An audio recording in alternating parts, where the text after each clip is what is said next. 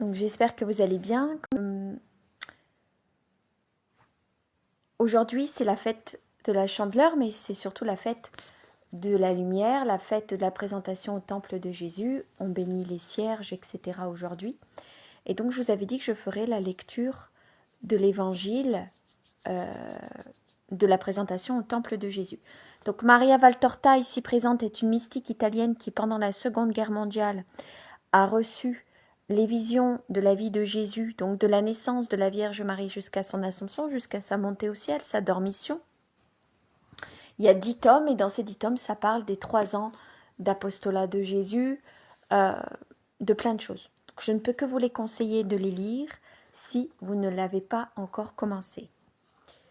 Donc là, on est au tome 1 des évangiles, présentation de Jésus au temple, la vertu de Siméon et la prophétie d'Anne. Vision du 1er février 1944. Je vois partir un couple de personnes d'une maison des plus modestes.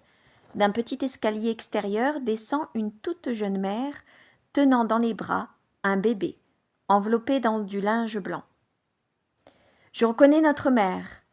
Elle est toujours la même, blonde, pâle, svelte, chacun de ses gestes est gracieux. Elle est vêtue de blanc et s'enveloppe dans un manteau bleu pâle. Sur sa tête, un voile blanc. Elle porte son enfant avec 1000 précautions. Joseph l'attend au pied de l'escalier, auprès d'un âne gris. Sa tunique, comme son manteau, sont marron clair. Il regarde Marie et lui sourit.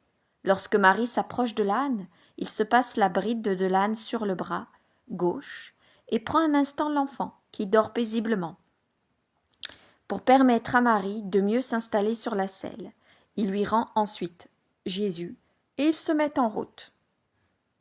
Joseph chemine à côté de Marie, sans cesser de tenir sa monture par la bride, et en veillant à ce qu'elle marche droit, sans trébucher.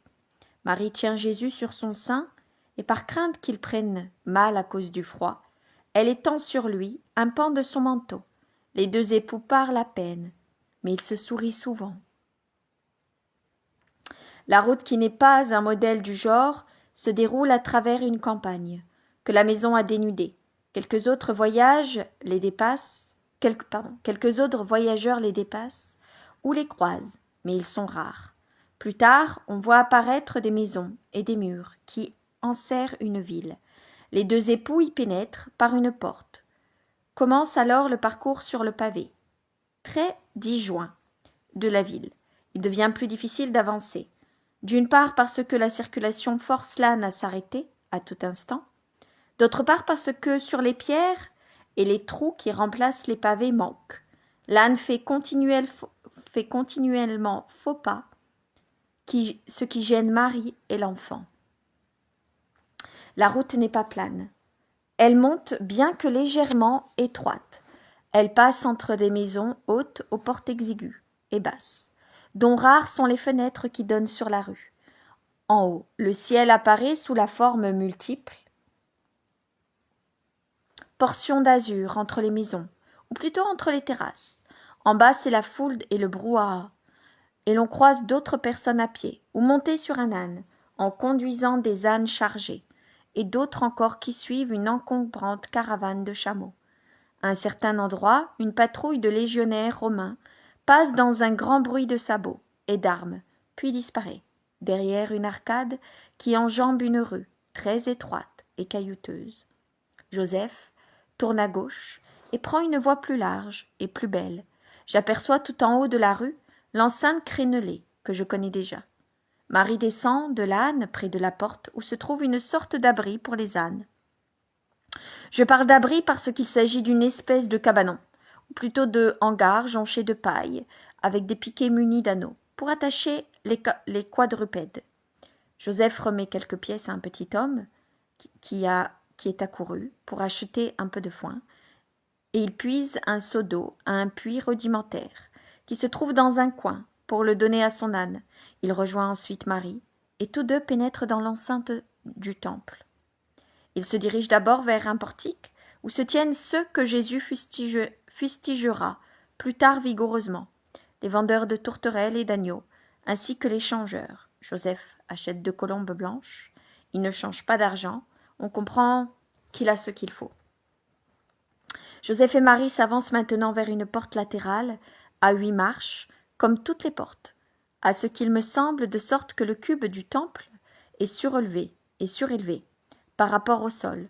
Cette porte a un grand vestibule, comme les portes cochères de nos maisons, en ville. Pour vous en donner une idée, mais plus vaste et mieux décorée. À droite et à gauche, il s'y trouve 2 espèces d'autels, 2 constructions rectangulaires dont je ne saisis pas immédiatement à quoi elles peuvent bien servir. On dirait des bassins peu profonds, car à l'intérieur est plus bas que le bord extérieur surélevé de quelques centimètres. Un prêtre accourt. Je ne sais si c'est Joseph qui l'a appelé ou s'il vient de lui-même. Marie offre les 2 petites pauvres colombes, et comme je comprends leur sort, je détourne les yeux. J'observe les ornements du lourd portail du plafond, du vestibule. Du coin de l'œil, il me semble toutefois voir le prêtre asperger Marie d'eau. Ce doit être de l'eau, car je ne vois aucune tache sur son vêtement. Ensuite, Marie, qui avait donné au prêtre une poignée de pièces avec les colombes, j'avais oublié de le dire, pénètre avec Joseph dans le temple proprement dit, en compagnie du prêtre. Je regarde de tous côtés. C'est un endroit très orné, sculptures à tête d'ange, palmes et ornements courent le long des colonnes, sur les murs et au plafond. La lumière entre par des fenêtres curieuses, longues et étroites, sans vitres naturellement, disposées en diagonale et sur les murs. Je suppose que c'est pour empêcher les averses d'entrer. Marie avance jusqu'à un certain point, puis s'arrête. À quelques mètres d'elle, il y a d'autres marches, et au-dessus, une autre sorte d'autel, et au-delà duquel se trouve un autre édifice. Je me rends compte que je croyais être dans le temple, alors que je me trouve dans des bâtiments qui entourent le temple, à proprement dit, c'est-à-dire le saint, au-delà duquel il semble que personne ne puisse entrer, hormis les prêtres. Ce que je croyais être le temple n'est donc qu'un vestibule clos sur 3 côtés, entoure le temple qui renferme le tabernacle. Je ne sais si je me suis bien expliqué, mais je ne suis ni architecte, ni ingénieur. Marie présente au prêtre l'enfant qui s'est éveillé et regarde innocemment autour de lui, avec ce regard étonné des bébés qui n'ont que quelques jours. Il le prend dans ses bras et le soulève, à bras tendus, tourné vers le temple, en se tenant contre une sorte d'autel édifié, au-dessus des marches. Le rite est accompli. L'enfant est rendu à sa mère, et le prêtre s'en va. Il y a des curieux qui regardent. D'entre eux se dégage un petit vieux, tout courbé, qui avance péniblement et s'appuie sur un bâton. Il doit être âgé à mon avis. Il doit avoir plus de 80 ans. Il s'approche de Marie et lui demande de lui donner le bébé un instant. Marie le satisfait en souriant. Siméon, dont j'ai toujours cru qu'il appartenait à la caste sacerdotale, mais n'est qu'un simple fidèle, le saisit et l'embrasse. Jésus lui sourit avec l'expression incertaine des nourrissons. On dirait qu'il l'observe avec curiosité. Car le vieillard pleure et rit tout à la fois. Ses larmes tracent toute une broderie de scintillements entre ses rides et couvrent de perles sa longue barbe blanche, vers laquelle Jésus tend les mains. C'est Jésus, mais c'est encore un petit bébé. Ce qui bouge devant lui attire son attention et lui donne envie de l'attraper, pour mieux comprendre ce que c'est. Marie et Joseph sourient, tout comme les personnes présentes qui louent la beauté du bébé. J'entends les paroles du saint vieillard, et je vois le regard étonné de Joseph, ému de Marie, à la fois étonné et ému d'une partie de la petite assistance, les autres étant pris d'un fou rire. Parmi ces derniers se trouvent des barbus et des membres au teint du sang édrin, qui hochent la tête et regardent Siméon avec un air de compassion ironique. Ils doivent penser que son grand âge lui fait perdre la raison. Le sourire de Marie s'éteint et elle devient encore plus pâle quand Siméon lui prédit ses propres souffrances. Bien qu'elle le sache déjà, ces mots lui transpercent l'âme. Elle s'approche davantage de Joseph pour trouver quelque réconfort. Elle serre passionnément son enfant sur son cœur. C'est donc comme une âme, assoiffée, qu'elle boit les paroles d'Anne, qui arrive à son tour. Étant femme, elle a pitié de sa douleur et lui promet que l'Éternel adoucira l'heure de sa souffrance. par une force surnaturelle. Femme, celui qui a donné le Sauveur à son peuple aura le pouvoir d'envoyer son ange pour te consoler de tes larmes. Jamais l'aide du Seigneur n'a fait défaut aux grandes femmes d'Israël. Et tu es bien plus que Judith ou Yaël. Notre Dieu créera en toi un cœur d'or, de la plus grande pureté, pour résister à la mer de douleur, qui fera de toi la plus grande femme de la création, la mère. Et toi, petit enfant, souviens-toi de moi à l'heure de ta mission. C'est ainsi que s'achève ma vision.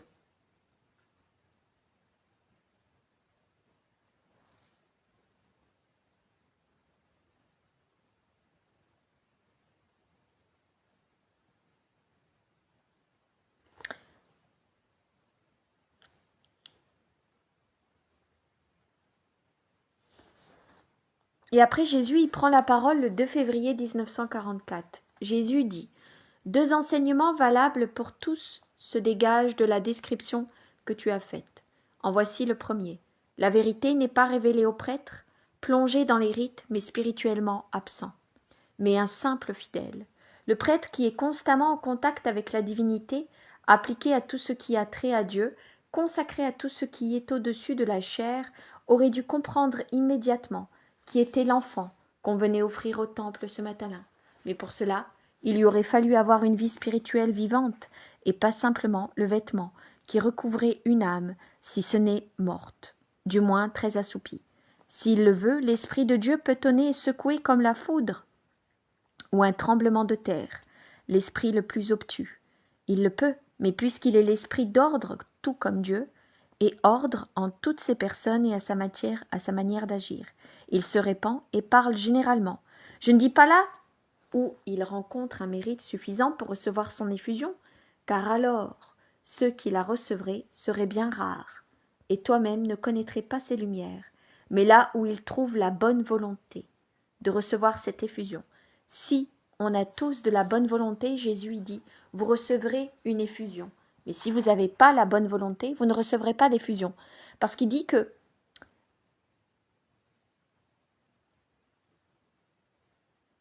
ils disent que c'est pas au mérite. Parce que sinon, si c'était au mérite, bien rares seraient les personnes qui recevraient les effusions.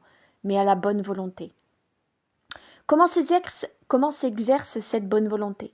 Par une vie où, dans la mesure du possible, Dieu prend toute la place. Dans la foi, l'obéissance, la pureté, la charité, la générosité, la prière. Non pas par les pratiques extérieures, mais par la prière. Il y a moins de différence entre le jour et la nuit qu'entre les pratiques et la prière. Cette dernière est communion spirituelle avec Dieu, dont vous sortez revigorés et décidés à appartenir toujours davantage à Dieu.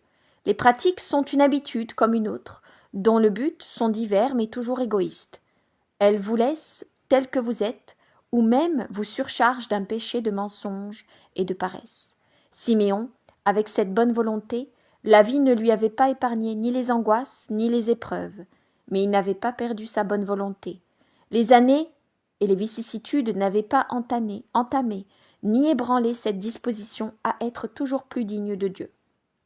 Et Dieu, avant que les yeux de son serviteur fidèle ne se ferment à la lumière du soleil, pour s'ouvrir au soleil de Dieu, rayonne des cieux, ouvert à mon ascension, après mon martyre, lui envoya le rayon de l'Esprit, qui le mena au temple, pour voir la lumière venue au monde. Poussé par l'Esprit, dit l'Évangile, ah, si les hommes savaient quel parfait ami est l'Esprit Saint, quel guide, quel maître. S'ils l'aimaient, ils l'invoqueraient. Cet amour de la Sainte Trinité, cette lumière de la lumière, ce feu du feu, cette intelligence, cette sagesse, comme il serait plus instruit de ce qu'il est nécessaire de savoir. Vois, Maria, voyez mes enfants, Siméon a attendu toute une longue vie avant de voir la lumière, avant de savoir que la promesse de Dieu était accomplie. Mais il n'a jamais douté, jamais il ne s'est dit « Il est inutile que je persévère dans l'espérance et la prière ». Il a persévéré. Il a obtenu de voir ce que n'ont pas vu le prêtre et les membres du Sanhédrin, bouffis d'orgueil et aveuglés, le Fils de Dieu, le Messie, le Sauveur, dans ce corps d'enfant qui lui donnait tiédeur et sourire. Par mes lèvres de bébé, il a reçu le sourire de Dieu, en guise de première récompense. pour sa vie honnête et pieuse. Deuxième enseignement, les paroles d'Anne. Elle est aussi, qui était prophétesse, reconnaît le Messie. Elle aussi, qui était prophétesse, reconnaît le Messie, en ce nouveau-né que j'étais. Étant donné son don de prophétie, c'est naturel, mais écoute. Écoutez ce que poussée par la foi et la charité, elle dit à ma mère. Que cela vous serve de lumière pour votre âme, qui tremble à cette époque de ténèbres et en cette fête de la lumière. Celui qui a donné le Sauveur à son peuple aura le pouvoir d'envoyer son ange pour te consoler de tes larmes et de vos larmes. Réfléchissez. Dieu s'est donné lui-même pour anéantir l'œuvre de Satan dans les âmes. Ne pourrait-il pas vaincre maintenant les Satans qui vous torturent? Ne pourrait-il pas essuyer vos larmes en les mettant en fuite et en vous rendant de nouveau la paix de son Christ? Pourquoi ne lui demandez-vous pas avec foi, une foi authentique, puissante, une foi devant laquelle la sévérité de Dieu, indignée par vos nombreuses fautes, tombe avec un sourire? Alors viendrait le pardon, qui aide et sa bénédiction, qui est l'arc-en-ciel tendu au-dessus de cette terre submergée par un déluge de sang que vous avez vous-même voulu. Réfléchissez à ceci. Après avoir puni les hommes par le déluge, le Père se dit en lui-même et dit à son patriarche « Je ne maudirai plus jamais la terre à cause de l'homme, parce que les desseins du cœur de l'homme sont mauvais dès son enfance. Plus jamais je ne frapperai tous les vivants comme je l'ai fait. » Et il fut fidèle à sa parole. Il n'a plus envoyé de déluge. Mais vous, combien de fois vous êtes-vous dit? Combien de fois avez-vous dit à Dieu? Si nous sommes sauvés cette fois-ci, si tu nous sauves, nous ne ferons plus jamais de guerre, plus jamais, sans en faire ensuite de plus terrible. Combien de fois vous êtes menteurs et n'avez aucun respect ni pour le Seigneur ni pour votre parole. Et pourtant, Dieu vous aiderait, une fois de plus, si la grande masse des fidèles l'appelait, avec une foi et un amour irrésistible. Vous tous, qui êtes trop peu nombreux pour contrebalancer la foule de ceux qui entretiennent la sévérité de Dieu, mais lui restez néanmoins fidèle, malgré les menaces terribles qui approchent et augmentent d'instant en instant. Déposez vos angoisses aux pieds de Dieu. Il saura vous envoyer son ange, comme il a envoyé le Sauveur du monde. N'ayez pas peur. Restez unis à la croix. Elle a toujours triomphé des pièges du démon, qui utilise la férocité des hommes et les tristesses de la vie pour tenter de pousser au désespoir, c'est-à-dire à la séparation d'avec Dieu, les cœurs qui ne peuvent se gagner autrement. Amen. Et voilà, je vous ai lu la présentation au temple de Jésus de l'évangile de Maria Valtorta. Je vous dis à demain 13h30 pour les prières et neuvaines. Très bonne fête de la Chandeleur, très bonne fête à mon Jésus. Que Dieu vous accorde sa paix. Jésus, sa miséricorde, son amour, que Marie vous comble de grâce et de son manteau, et que les anges vous accompagnent. À demain si Dieu le veut. Bisous.